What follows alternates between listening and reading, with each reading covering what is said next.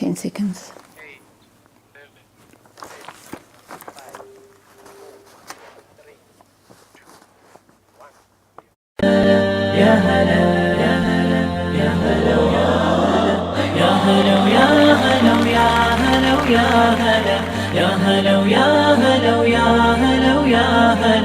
حن قلبي على جمعة الخير هلا حن قلبي على جمعة الخير هلا يا هلا ويا هلا ويا هلا ويا هلا يا هلا ويا هلا ويا Bismillah ar-Rahman ar-Rahim. Assalamu alaikum and welcome to the program. It's a Wednesday morning and we're into winter. So if you're planning on going out, please make sure that you're dressed warmly. It is the winter months, of course, and that means we start talking colds, flus, and most importantly, allergies. We'll be crossing over to the Western Cape via a Skype interview to talk with Professor Jonny Peter about allergies and how to combat them. We'll also talk calligraphy, a visual art form. But first up, we're going to be looking at a device that is changing lives of people in the deserts and, of course, rural areas. It's a humanitarian device and it definitely has changed lives in a very, very big way. So to talk to us about changing of lives, making things easier for people in rural areas is none other than Grant Gibbs, and he's from a company called the Hippo Roller. Grant, good morning. Welcome to the program. Good morning, Judy. Thanks for having me on the show. Lovely to have you here, and I think you're making a very positive difference in the lives of the poorest of the poor. People stuck out in the bundus, in the rural areas, and even desert regions. Would I be correct in saying that? Absolutely. In fact, any country that doesn't really have proper water delivery infrastructure, if I'm not mistaken, United Nations now talks about 2.1 billion people that do not have safe water in their homes, which means somebody in the home has to go and collect water and carry it all the way back home. So that's really where the Hippo Roller plays a role. And when we talk about carting water from point A to point B, very especially in the rural areas, we do know that we're talking long distance, we're talking of possibly a full-time chore for that family member. It's what he or she is going to be doing for the rest of their lives on a daily basis. And that's backbreaking work, is it not? Absolutely. I mean, water is heavy. 1 litre is 1 kilogram. So you can imagine a 20-litre bucket on the head is 20 kilograms. And that has a long-term impact on the spine from old age, premature aging of the spine. So it's a real tough job to do, and it typically is women and children that mostly carry the water. We've noticed a positive impact in that the men now like this technology, so they are starting to help with the task of collecting water and fetching it. So I think that's a positive cultural change that we're seeing. Because it's so easy. Not only are they having to carry this heavy burden, literally, 20 or more kgs or litres of water, but they're exposed to the elements as well. Yes, you're right. So the time that they spend on a daily basis, I mean, typically children will get up early in the morning and have to go in the dark to the water point, which could be 3, 4, 5, 6, sometimes 10 kilometers away. Load up their water and carry it all the way back home again. Sometimes they need to go a couple of times a day too. So you're quite right. They're very exposed and at risk while they're out there. Absolutely. Grant, how did this all start for you? I mean, I know you come from an IT background. Talk us through when and how you came across this concept. I understand you're not the original inventor, Correct. But you have gone on to modify it and make it a more smarter device, so to speak. So when and how did this start for you? As you say, I was in IT, but I think I was unsatisfied and I needed something a little bit more motivational and inspiring to do. And I came across the Hippo Roller through a Sunday Times advert. Not an advert, it was really just an article published. And I started as a casual distributor, selling these on the side of the road with a... Really? How long ago was this? That was back in 1993, so it's been 25 years.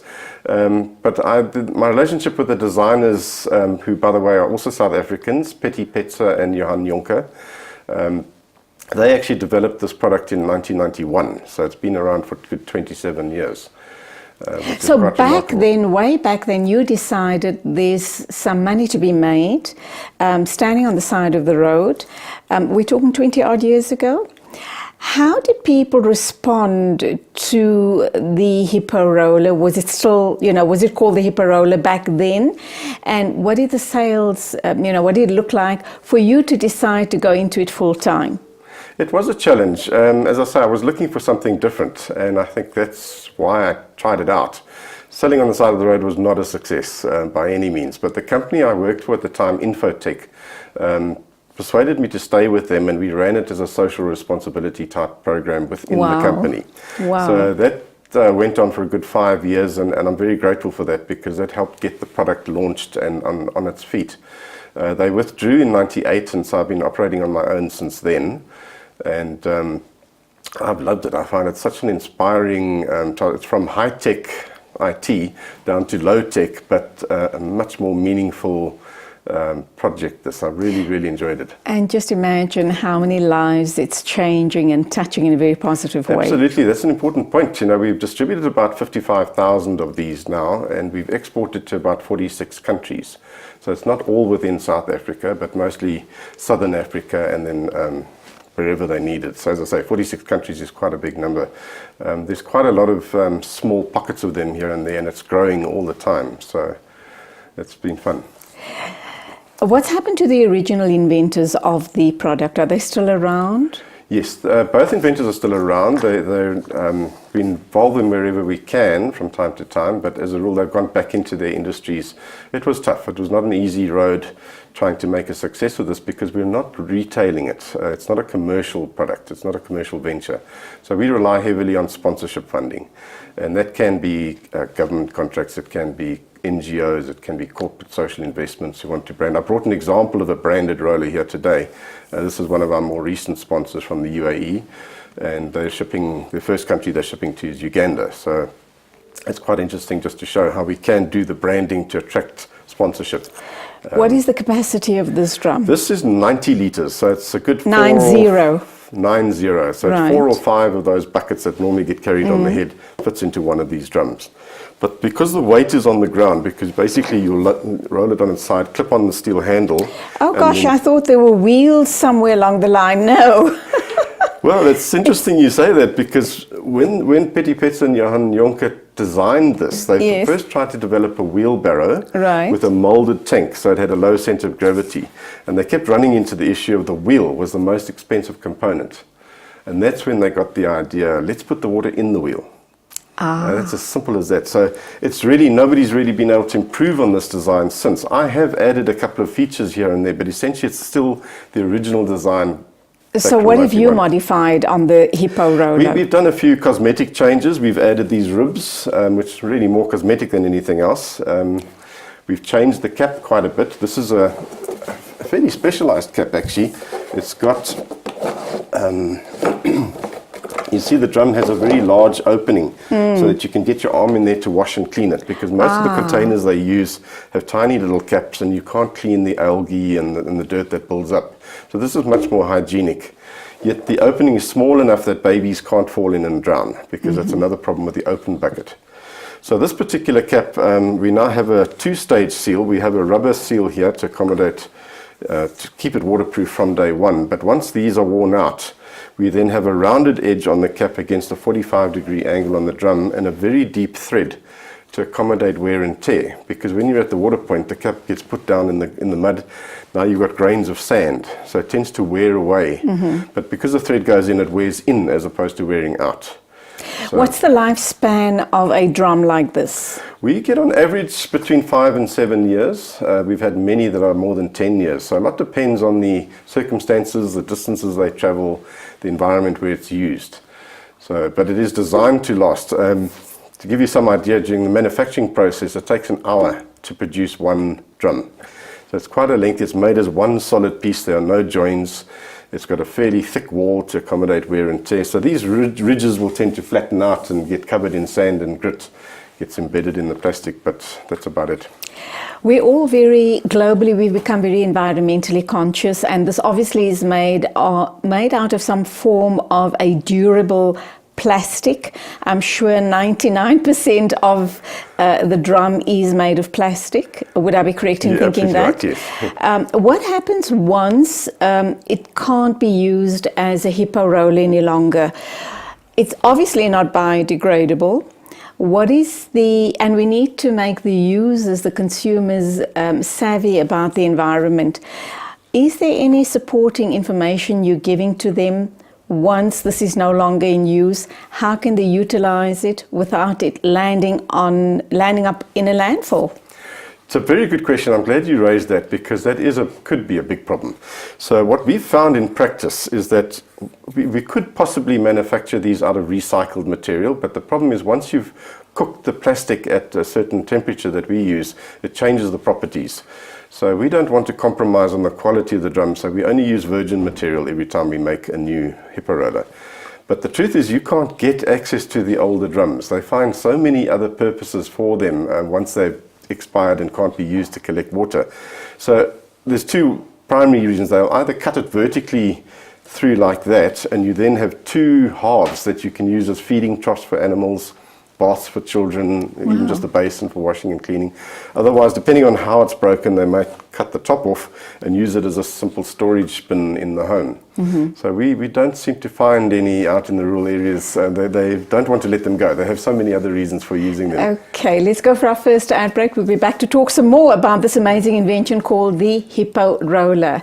Graham Gibbs is my guest. Grant Gibbs is my guest. We're talking the Hippo Roller, and as you can see, it is an amazing contraption, and very especially for the people in the rural areas. Alhamdulillah, it is the beginning of Ramadan, and if you want to make a difference in the lives of people in the rural areas, then perhaps you want to think of purchasing a couple of hundred of these and distributing them where they are very, very sorely needed.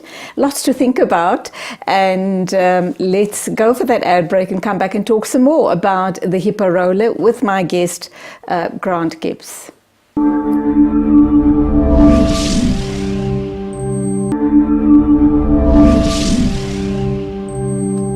Still to come, we're going to be talking to Professor Jonny Peter. He's based in the Western Cape at UCT. We'll be talking allergies with him, and waiting in the wings is Rafique Cajee to come in and talk about calligraphy. Now, he's not only going to talk calligraphy, he's going to give us a couple of demonstrations as well, so I'm quite looking forward to that. But right now we're talking to Grant Gibbs. He's talking about this amazing invention. It's called the Hippo Roller. Grant, before we went for the break, you wanted to talk about that little contraption or the lid or this. Just tell us more about it. Why is it important? Okay, thanks, Judy.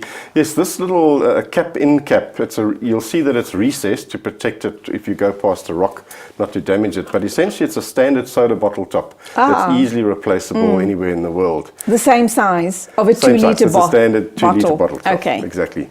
So it serves two purposes. The one is, if I can put this on the side quickly, if you want to take water out of the drum hygienically and not contaminate the water, all you do is hold your cup there and rotate it until it meets the water level, and then water pours out into your cup, and then you can close it again. So that's a very hygienic way of getting water out of the drum.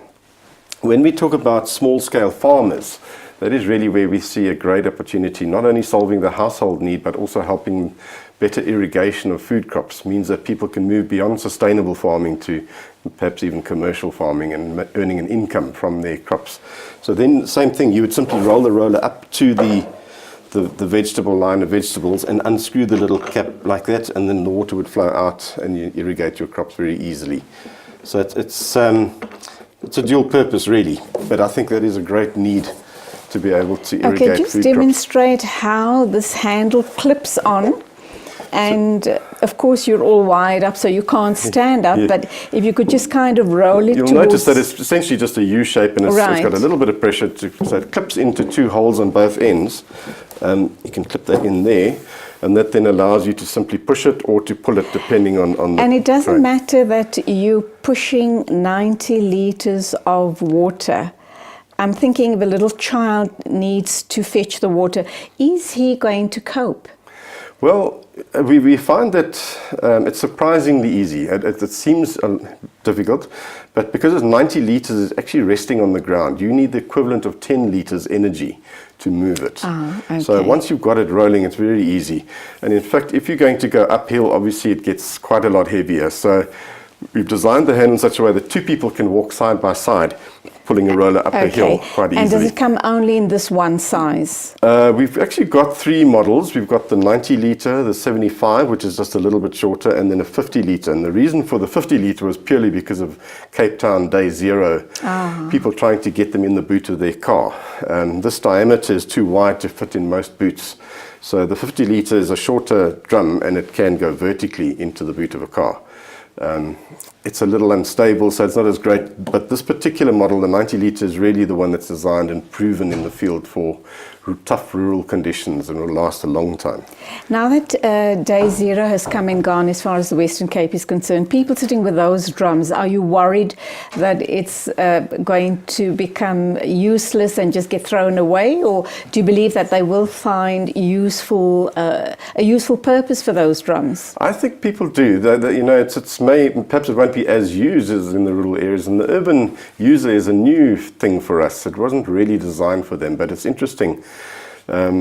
Just as a matter of interest, in the United States, they have a group called preppers. I don't know if you've heard of them, but they're essentially doomsday preppers waiting for the next disaster. Oh yes, of course, those. So they love to buy these, and they can store all sorts of products inside the drum and have it ready and waiting for the next disaster. So if something goes wrong, they can just grab their roller and run, and then it'll be filled with all the other products that they need, but they can empty it and use it for accessing water afterwards. What would you say is the weakest component or point of this drum, and how would you then try and fix it and try and obviously better it, so to speak? Yeah, essentially this point here is the pivot point where the handle clips in. So the same scenario occurs. You put these down in the sand. Now you've got grains of sand on here, and you clip it in. And what happens is this plastic is soft. So the little grains of sand get embedded in this plastic, and then it works like sandpaper trying to grind this down. So we've had to develop this quite well. We have a very, very good material that is about 14 times better than steel when we talk about abrasion. And it also has the shape, helps just to keep it, stop it going into. But if you don't address that, what eventually happens, let's say we lose one of these, for example, the steel, because it's gripping the roller slightly, will eventually cut a hole through these pivots. So it is repairable, not easily, but it can be repaired, but it's just better to replace. So we do provide some of these as backup just in case. But essentially the whole drum has been designed to be maintenance free, because they land up in the most rural locations. I've been to South Sudan and places like that. There are no shops, let alone spare parts. So that's why we've tried to make it as maintenance-free as possible. Now, you've told me it's not available commercially in South Africa and possibly in other parts of the world. These are distributed to the neediest of the needy through social responsibility programs, CSI programs, etc. Are you planning on taking it to market, to the retailers? Yes, we are. In fact, we have already started simply because of the Cape Town Day Zero situation. We found an incredible demand once they launched the date. We were selling online like crazy and sold us out of stock, and we're not geared for retail essentially, so it's been a bit of a learning curve, and we've actually contracted in somebody to assist us with that, and they are now Checkers and Massmart and Game and all those chain stores, Builders Warehouse, will be taking it into all their stores. So they're not available as yet. They're in the process of, so we already have delivered some, and we should start seeing them popping up on shelves sooner or later. Why should I live in suburbia? Why should I invest in one of these? Well, perhaps you have a domestic that works for you and you could help them. I'm thinking of Christmas gifts, they can take it home wherever their homes are. Wow. That's a nice idea. I think it really does go a long way. But it could also be that your suburban area is secure at times, but there might be times when water is cut off, and then what do you do? You know, so I know that in some suburbs water is cut off for a couple of weeks at a time, and the issue is becoming greater and greater throughout South Africa. I think we're going to see many more cities and towns around South Africa struggling just to get water access. Cost factors. I think that's the big question. Yes. What would I pay for a 90 litre? All right, if I can just clarify, it's designed to last. So we're primarily using sponsorship funding, donor funding, so we want to give them maximum value. So it is an expensive product. We've made it to last. We get, as I say, a 5 to 7 year lifespan. So the costs in South Africa is about just over 1,500 rand. Plus shipping or delivery, or they can Considering collect. it's going to last you for about 10 years, so obviously it's a brilliant investment. In terms of copycats, you know, the moment you come up with a brilliant design, brilliant concept, everybody wants to jump on board, and they'll come out with cheap alternatives. You do know that that would be a challenge for you. Correct. But obviously it's not going to be able to last. What do you say to people who go for a cheap alternative? Yeah, it's a good question. Look, the Hippo Roller has been around for a long time. We have proven ourselves in the field. 25-year history is quite significant. And we've built the brand. So no patents would apply anymore because it's more than 20 years old. So we can't stop anybody from copying us, but the need is so great. We're talking over 2 billion people that need technology like this. So, you know, we can't do it all. We wouldn't pretend to think that we could achieve that entire demand. The Hippo Roller is very close to your heart, and you've been involved for the past 20 years with it. If you've got to make, and I guess with time you have to rethink it, reinvent, you've got to think about the challenges around a device like this, or a contraption, or whatever you refer to it as. What would you change and why? Well, we keep adding optional extras to the drum. So again, if I can just clip this on quickly to demonstrate, we have designed what we call the Hippo Spaza. So you obviously why you need to tell me why you've opted for that name. Essentially what it is it's an additional metal piece that fits on, that clips onto this and provides a base to transport products. So you can put 100 kilograms worth of products on top of this trolley because you've got the wheel. Plus the water. Plus the water if you need to. It's very durable, very strong. And basically it's aimed at the small scale farmer or the entrepreneur who wants to run their small business and have a little spaza shop on the side of the road. They can transport their products to where their clients are. Then you disconnect the drum and the whole thing folds out into a display stand, and it has shelving where you can pack all your products. It has a canvas that comes over the top to give you shade. An instant spaza shop. An instant spaza shop.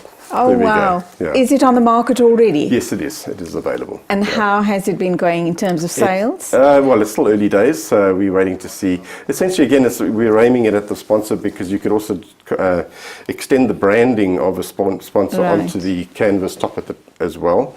So You know what, Grant, that sounds like a brilliant idea. I think it's going to take off in a big way. In closing, what do you want to say to our viewers this morning? Well, we just want to thank you for being interested enough to have us here, to learn a bit more about the Hippo Roller and to how to change lives. Our emphasis is simple ideas changing lives, and we'd really like to invite your viewers and people to get involved with us and see where they can help change lives around. Love your tagline. Thank you so much for being with us. And like I said, we start, the Muslims start our month of Ramadan, the fasting month, tomorrow, and we are very giving. We always are very giving, but very especially, you know, everything is on overdrive as far as this month is concerned. We try and do as many good deeds as we can because it's prescribed to us by our Holy Prophet Muhammad.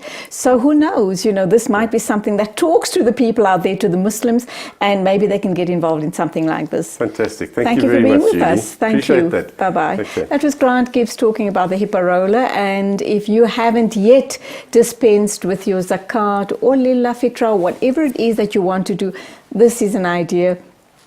Give it to your helpers at home. They can take it back to their villages and to their hometowns when they go at the end of the year, or perhaps you just want to gift these to a rural village close to where you live, and it's definitely going to turn lives around. Thank you for watching this part of the show. Still to come is Rafique Cajee, and a professor from UCT. He is Professor Jonny Peter. We're going to talk about allergies. Do stay with us.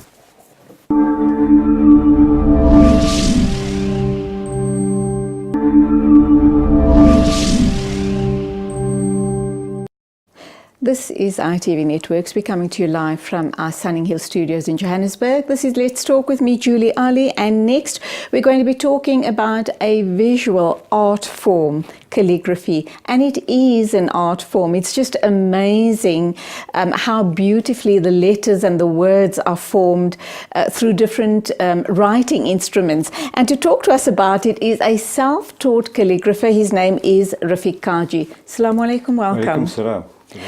Nice to have you in the studio. And I've always wondered about calligraphy. What I didn't realize is that you can do calligraphy in different languages. Okay. I always thought it was an Arabic art form. Why did I think that, I wonder? For me, the journey into calligraphy started from doing calligraphy in English, okay? Going back to about 1984, 85 in Standerton. And I'm not sure why, I think there's just so much of Arabic verses that we see at home. We put up at our homes, etc. So that's why we look at calligraphy just from an Islamic point of view or just from an Arabic point of view. Right. But my personal journey started with writing Western calligraphy. Okay, I understand. And before I get to the writing bit, what is your business called? I like the catchphrase. Okay, it is a part of the calligraphy and my name. My name is Rafique, so somebody coined it, one of the family members coined it and said, why don't you just call yourself Rafique? So it stuck, and that's what I use it across my social media as well. Is this your full-time job? No, it's not my full-time job. Okay. This is a passion that I've developed over years, and I just, it gives me a lot of pleasure. It gives me a lot of downtime in terms of away from my other work, which is a bit stressful. But anyway, yeah. And I also teach and I share with people, with children and with adults across the board. So now, I guess like any other art form, this could be very therapeutic because you're so immersed in it, and when you see the forms that you're creating, it just gives you such a sense of fulfillment, a sense of relief. I understand there's a lot of symmetry and harmony involved in calligraphy. But before we get there, I also understand that you had a very beautiful handwriting, and someone suggested that perhaps you explore this art form.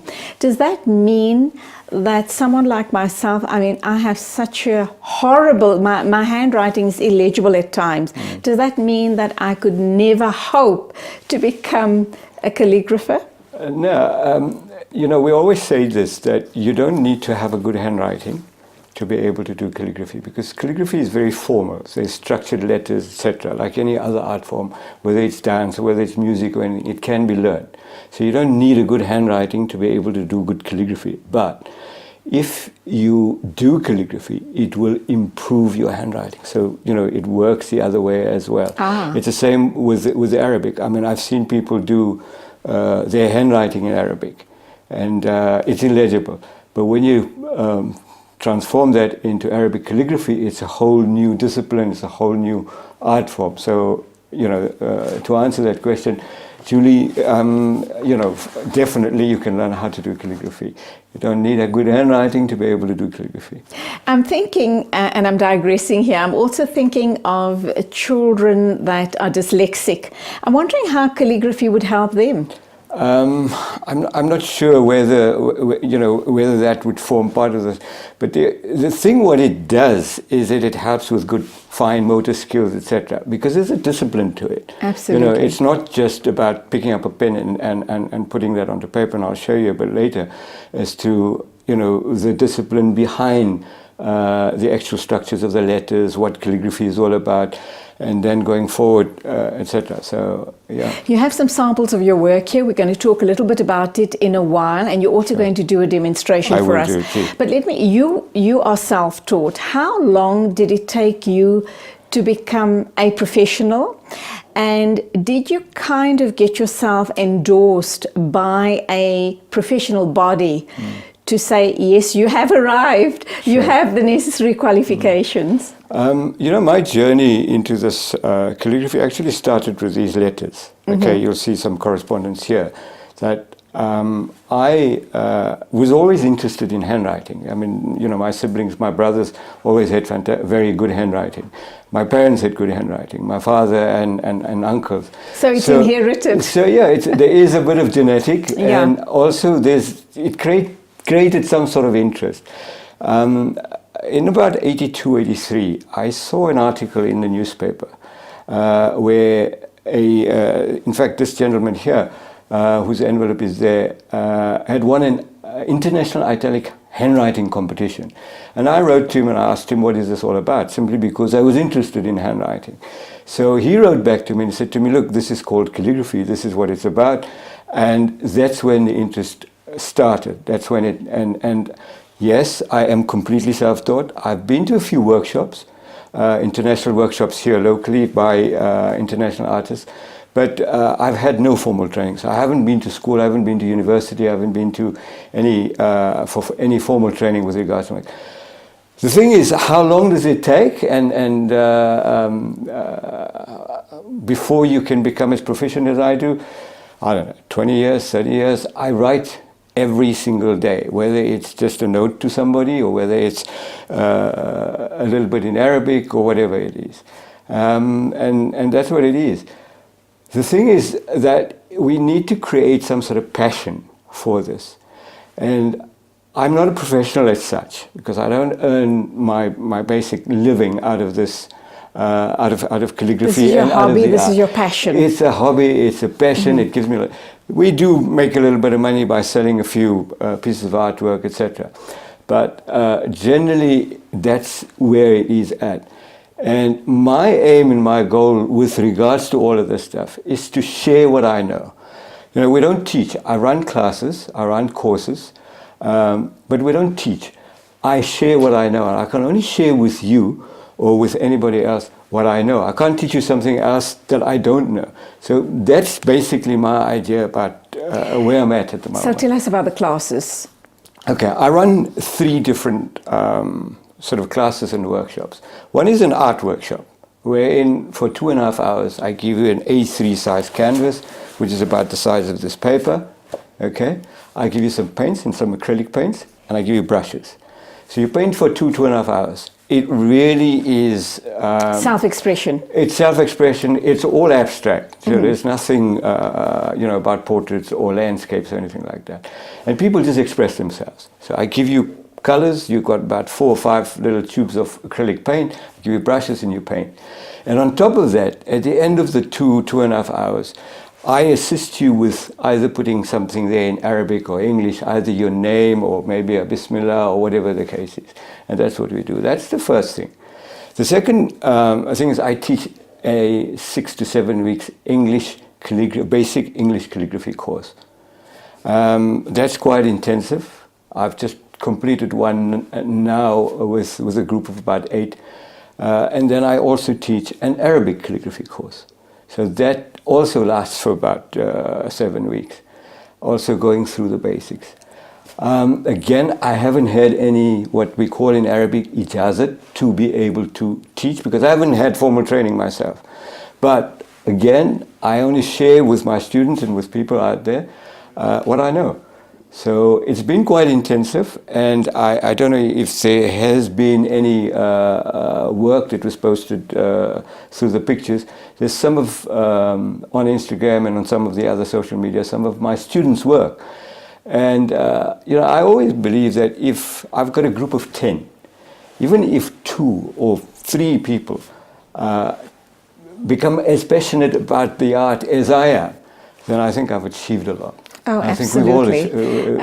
Before we go for our first ad break, talk to us about age groups. How old? Is there a cutoff age that you wouldn't, entertain? So let's look at the kids' age groups and adults. Okay, for the art workshop, we can have a 5-year-old, 6-year-old to any age, adult ages.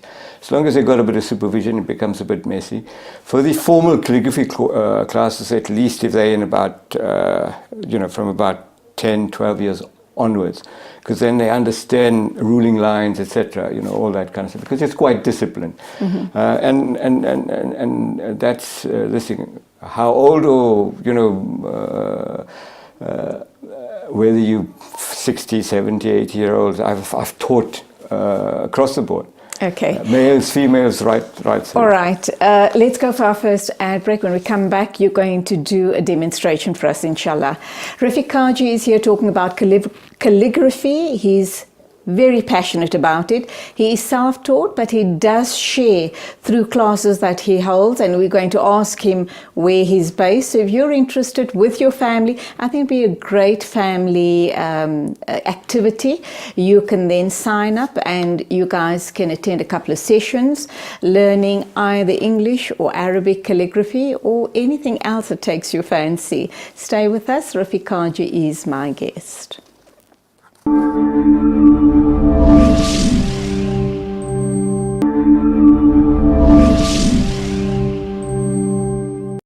And welcome back. We're talking about an art form which we take for granted. Well, I have anyway. Growing up, I used to see all of these Arabic verses adorned in all of our homes, and we take it for granted, don't we? And here we have an expert, though he's self-taught, Rafique Cajee, talking to us about this beautiful art form, and it can be learned. You and I can attend classes. He lives in Mayfair, Johannesburg, and if you are interested, and you can even make a family outing by going with your entire family, spend a couple of hours in the company of Rafique and in his studio, and this will bring you together as a family. There's so much comparisons you can do as well. What he also says is, I reckon it's very therapeutical, and he does say that doing calligraphy does hone your fine motor skills, and of course it makes sense, doesn't it? So if you're having a problem with fine motor skills,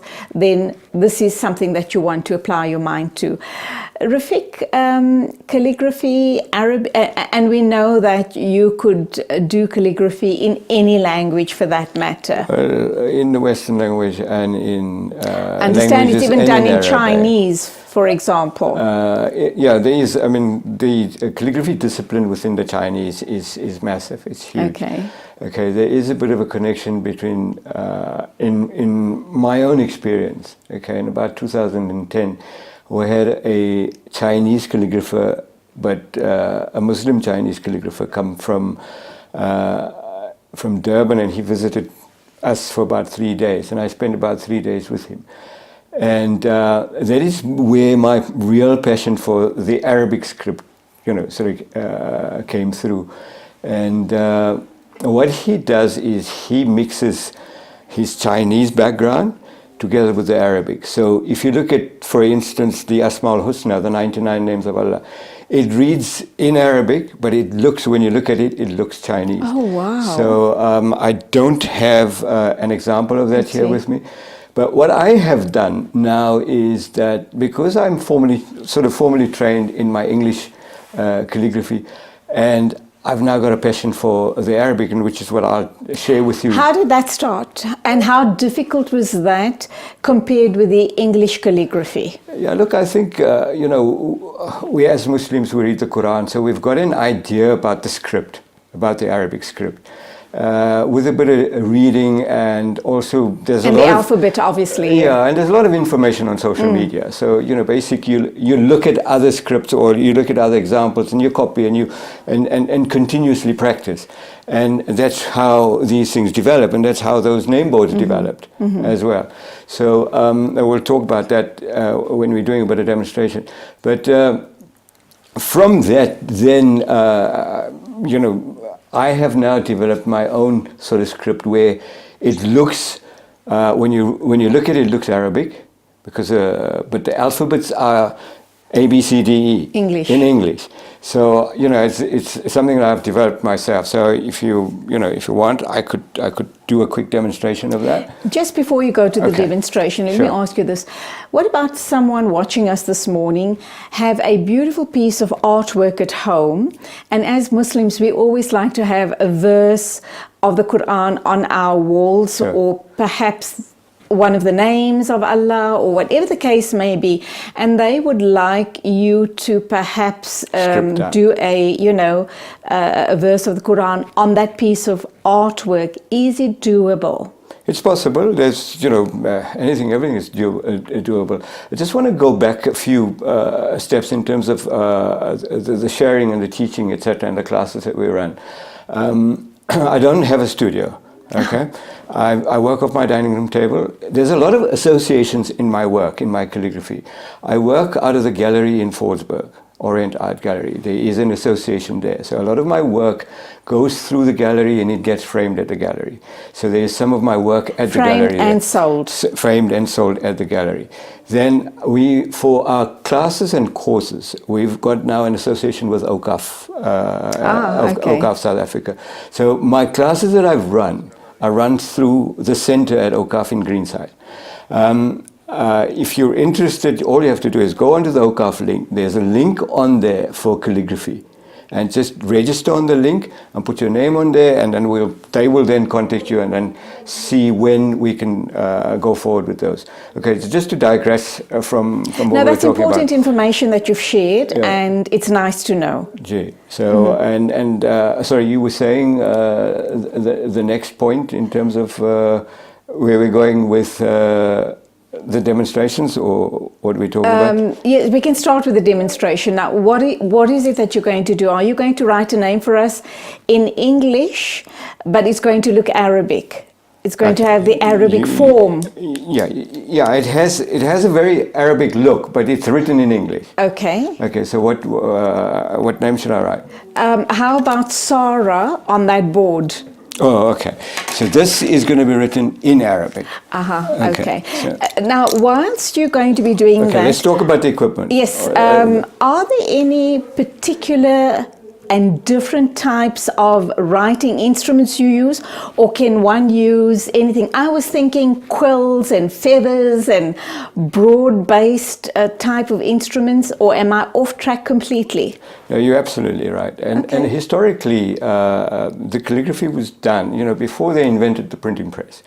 All of these books, the Bible, a lot of the books were handwritten. So it was scribes sitting in a scriptorium with that equipment that you just mentioned, with a quill. And the quills are specially treated and specially created. I unfortunately don't have an example of one. And then as time went on, it sort of changed to these. These are bamboo pens. Okay. In Arabic we call them qalams. Okay. Mm-hmm. These are shaped in the form of a nib. Okay, and even today, the Arabic. Do you want to hold that up to the camera? So there you go. Okay. So the Arabic scribes still use this. Okay, and this is the correct tool to use when you're doing Arabic calligraphy. How durable is that? How long would that last you? That's why we have a whole container full of these. Some of the bamboo that you get here is not that durable. Okay, so we have to get bamboo from outside. So you get bamboo from Turkey, from Iran, from some of the other countries, where they're specially treated for calligraphy, for particularly Arabic calligraphy. That then is worked together with a pot of ink. A specialized ink, I should imagine. A specialized pot of ink. What happens here is, I'll just hold it up. There's a piece of fabric or a piece of cotton inside the jar, and that holds the ink. So when you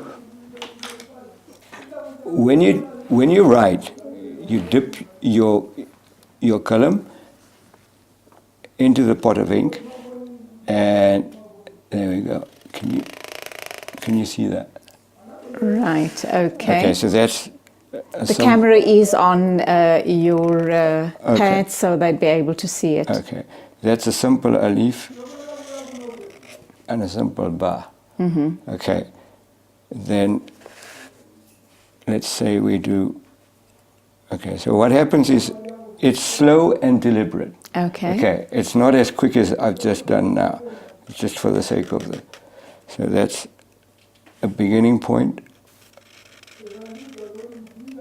And you obviously get the inks in all different colors. I'm thinking yes, golds and absolutely. silvers. And going back to the artwork that I was talking about, would it matter what ink or paint was used on the artwork for you then to do an Arabic verse for me on the artwork? Okay, there's these pens here, okay, which are the inks that are in these pens, and I'll open this pen just now just to explain to you and show you exactly what the pen looks like. This is called a pilot parallel pen, okay. It's called a parallel pen because it's got two metal plates, okay, parallel plates, and it has got a cartridge inside. This is very useful for practice work, for teaching, but not for finished and completed work. So what we do when we're doing more advanced and completed work, we use a nib. Okay, this is a speedball nib, and there's various nibs right across the board. And for bigger work, we'd use what we call an automatic pen. Okay, this pen is fed with ink or color or whatever we use, and then the calligraphy is done with that pen. So these come in various sizes. These are both automatic pens, and they come in various sizes. You don't use brushes at all? I use brushes. Artist type of brushes? I use brushes for background work, for putting color on the background, etc. I also use a bit of brush work when I'm doing larger pieces of calligraphy, so on canvas, etc. So then we would use brushes. So we might pencil out. Typical artist brushes? Typical artist brushes, one that would be with a square front, okay with a square edge on the end. And in terms of color, historically, when the Bible's written and illuminated, they were illuminated with color. The color that was used was gouache. Gouache is a more permanent pigment than just watercolor. Okay, so that is what would stick, or pure pigment. Okay, so what's it derived from? Fruits and vegetables? Would derive from natural sources. Right. Okay, that would be the best way to explain it. Would be derived from natural sources. So they probably use a bit of carbon to get the black animal. Yeah, so and also probably minerals from the ground, Okay. so get from tanzanite or from different minerals, which is then ground and pigment created. So that is what they would use to do that. But to answer the question about an existing artwork. All right, can you hold that thought? We need to go for our next ad break. Okay. Rafique Cajee is here talking about calligraphy. We do hope you're enjoying the interview. And of course, if you've always been wondering about this art form, that's exactly what's on show this morning. And he is contactable via Okar Foundation if you and your loved ones would be interested in pursuing this as a hobby. Let's go for that ad break and we'll continue the discussion thereafter.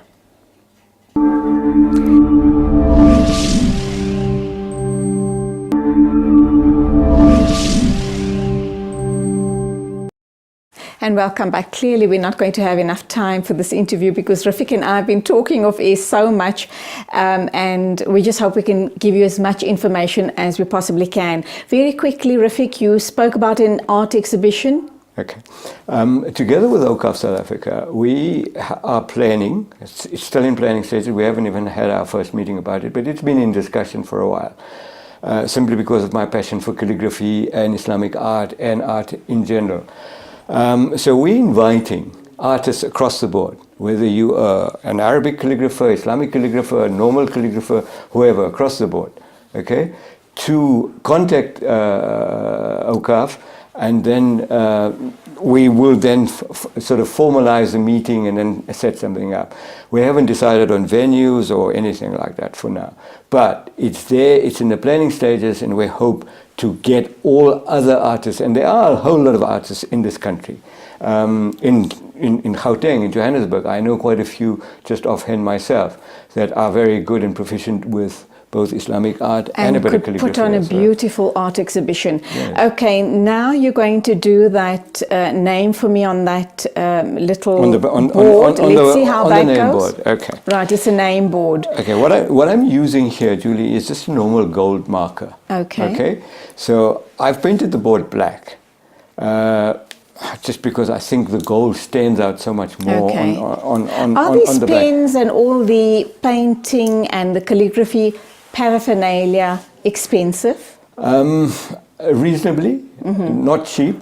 So, you know, as you get onto the more advanced stuff, a lot of the material is not available locally. So you either got to go to Amazon or you got to go on the internet. There are a lot of suppliers available on the internet. All right, so there's always that cost factor. Okay, do you want to start your little art piece for me whilst we talk, because I'm afraid we might run out of time. Okay. So we can talk as you are writing that name for me. Not a problem. Is it doable? Yeah, yeah. Okay, there you go. Having said that, in terms of the type of material and paraphernalia you'd require, if someone comes to you for classes, would you be able to source the pens and... For the beginners class, I would I would very comfortably be able to say yes, because in my class and my courses, I provide material which is inclusive in the price of the course. Okay, so I would provide the paper, I would provide the pens, I would provide the inks and whatever is needed. For a beginner's class, it's very basic. The pens that I showed you, paper and ink. And that would get us going. And what would the cost be for a beginner's class, for example? For a beginner's class, it would range from between 1,200 and 1,500 rand, including materials. And that would be for 2 hours? No, that's not. I'm not talking about for 2 hours per week over 7 weeks. Okay, that's very reasonable. Yeah. That's and that reasonable. includes the material and whatever. I'm also available to contact through Instagram, okay, or through my Facebook. So that Calligraphy is my, if you like, handle on Instagram, so people can go and have a look what we've done and what they might be interested in doing, etc. So what we've done here is we've just written Sarah, okay, in Arabic. And then we just do a bit of decoration of the name. And I'm going to add, your Sarah is spelled S-A? S-A-A-R-A. S-A-A.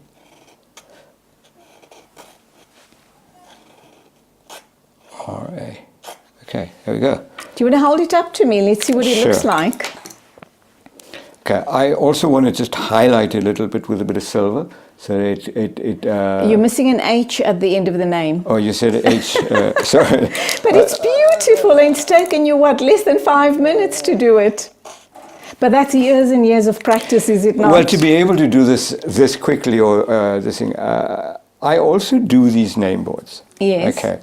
These name boards, I've been doing all these pre-Eid festivals. Right. Okay, from the Palm to the Dome to Image Lifestyle. What I do with these name boards is this, and they're very popular because they make ideal gifts for kids, and you can put them up, they've got holes on them, you can put them up on the door, you can string them or ribbon them or whatever. So what I do with the name boards is, you see that one is painted, okay, with a color.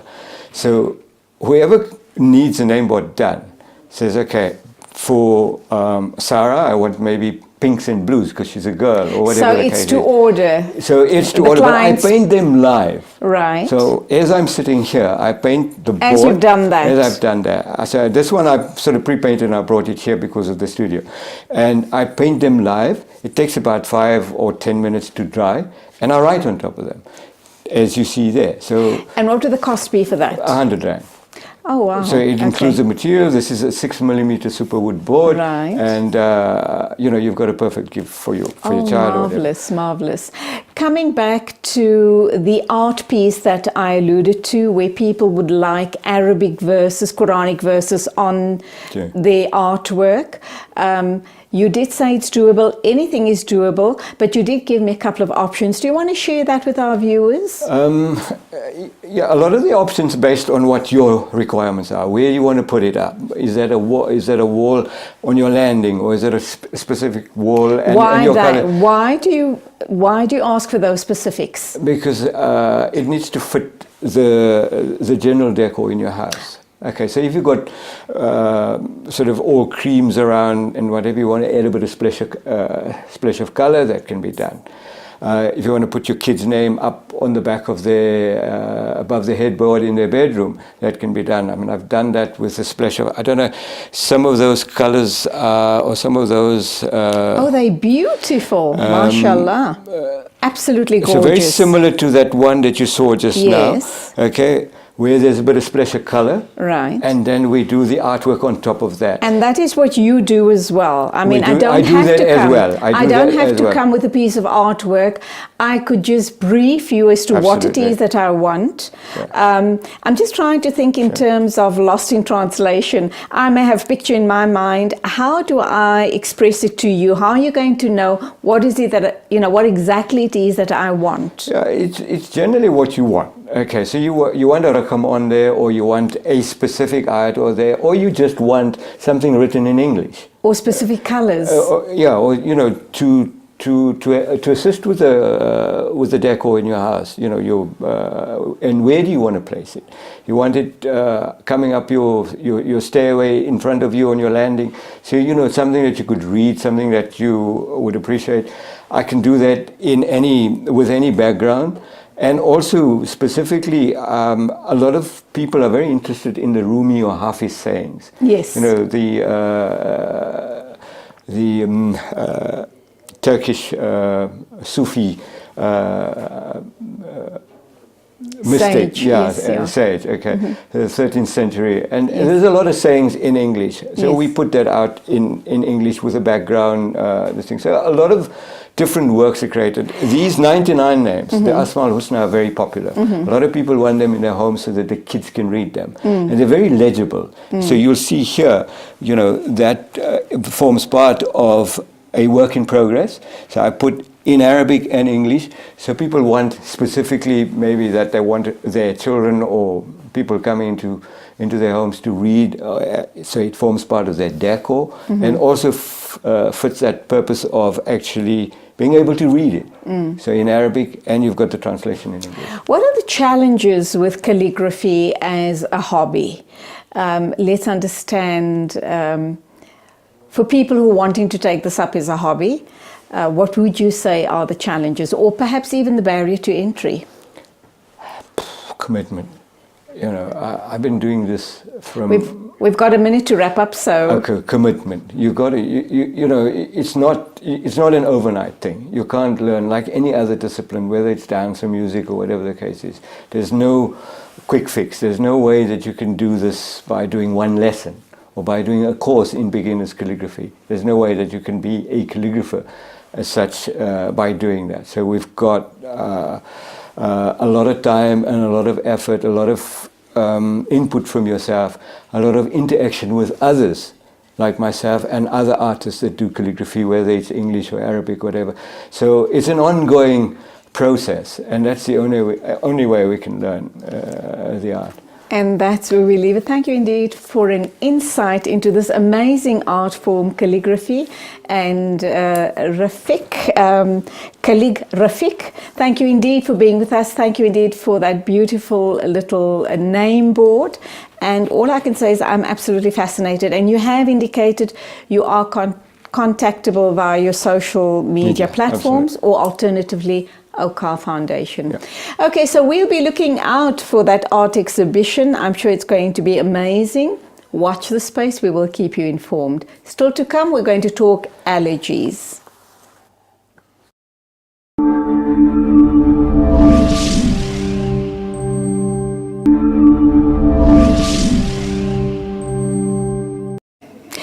Welcome back. We're now going to be talking to Professor Jonny Peter. He is the head of UCT's Lung Institute and also allergy advisor to Pharma Dynamics. He's based in Cape Town, obviously, and we're doing a Skype interview with him.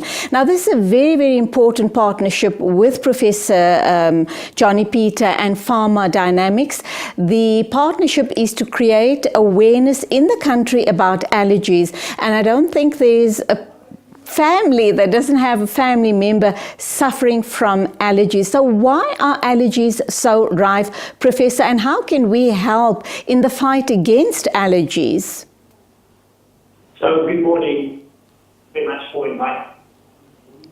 And that allergy is called allergy, and the focus is to raise awareness around and in South Africa. And there's a number of reasons that you can be and the main reasons we feel that are not aging, and it's happening is people are getting, personalizing the and we the growing with customers about even South African with sample. Now I think it's worth defining what we mean. What we mean by this are where kind of allergic fun that should right? Tolerate we all know that's probably the concept where people make like pollen, read it, they know. Right? But with that, a lot of people, it's probably one of them, and then what we are increasing is food and with the in life and in enterprise always and then probably avoid all this really be out as a feminist instrument. And that's kind of the Professor, you were breaking up there. I hope that you can hear me clearly. I do want to focus a little more on this partnership between yourself, UCT, obviously you are the Lung Institute. I should imagine amazing work and ongoing research happening between the foundation, the Lung Institute and Pharma Dynamics. We know that people suffering from allergies pop a pill, an antihistamine, but it comes with its side effects, which are horrendous. You feel like a zombie the next day. Please give us the good news and tell us that there's some, there would be the type of medicines or meds being introduced that would take away those horrendous side effects, or perhaps certain types of changes in lifestyle, and what would they be? You alluded to food allergies, the environment and so forth. And what else can we as responsible parents do to make sure that our children don't come down with these allergies? So,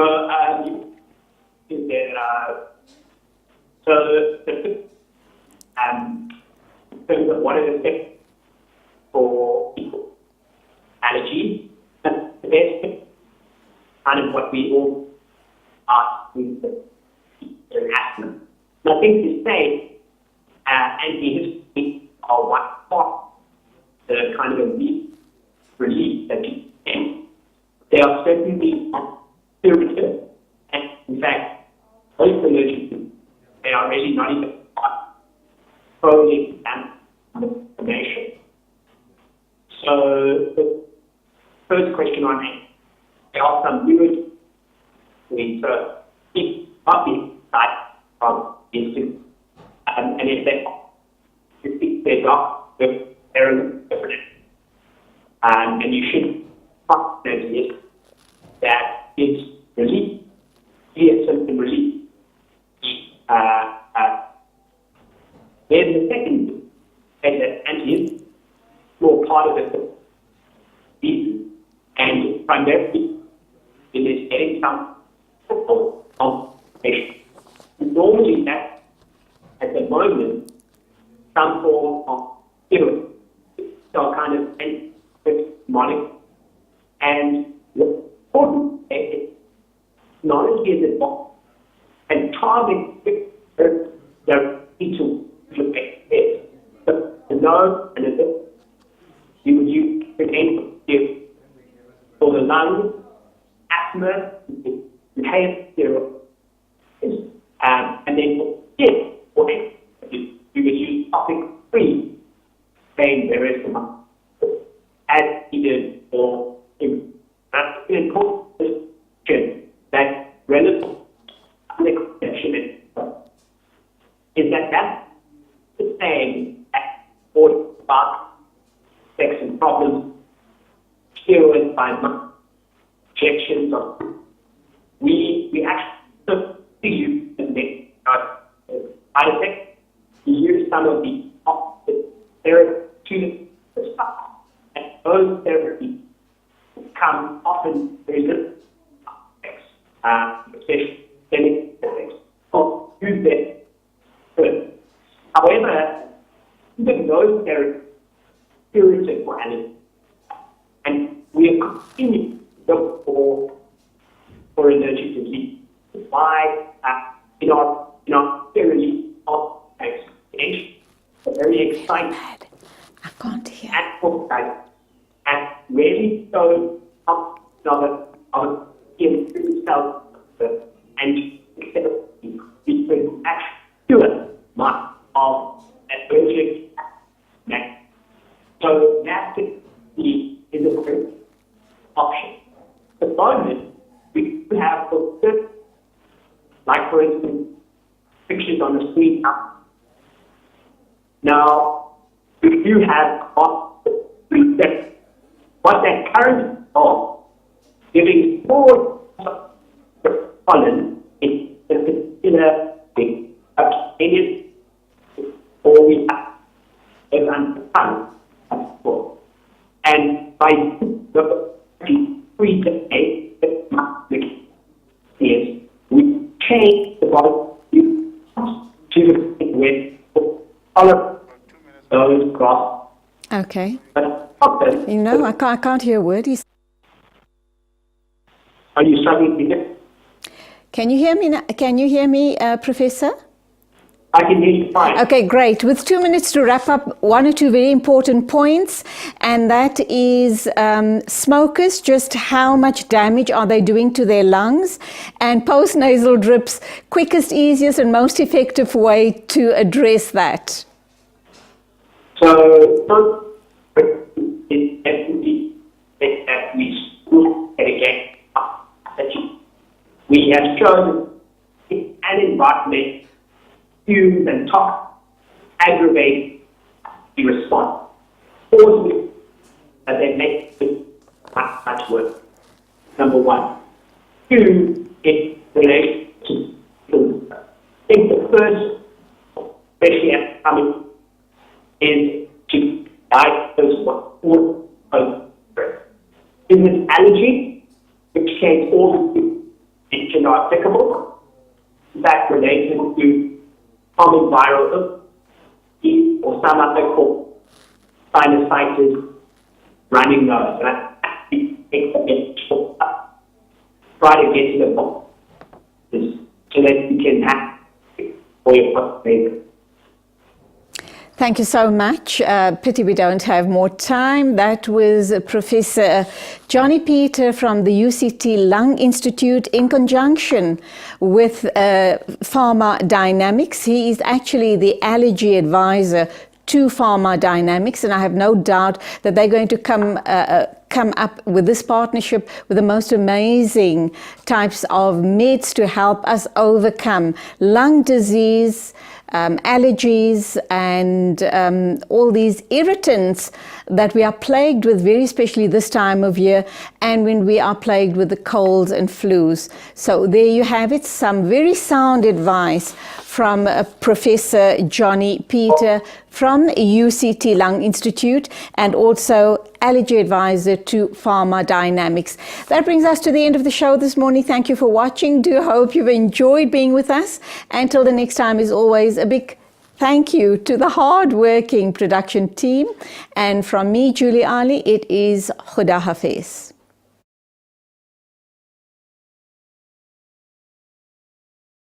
يا هلا يا هلا يا هلا يا هلا يا هلا يا هلا يا هلا يا هلا يا هلا يا هلا يا هلا يا هلا يا هلا حن قلبي على جمعة الخير هلا حن قلبي على جمعة الخير هلا يا هلا يا هلا يا هلا يا هلا يا هلا يا هلا يا هلا يا هلا يا هلا يا هلا يا هلا يا هلا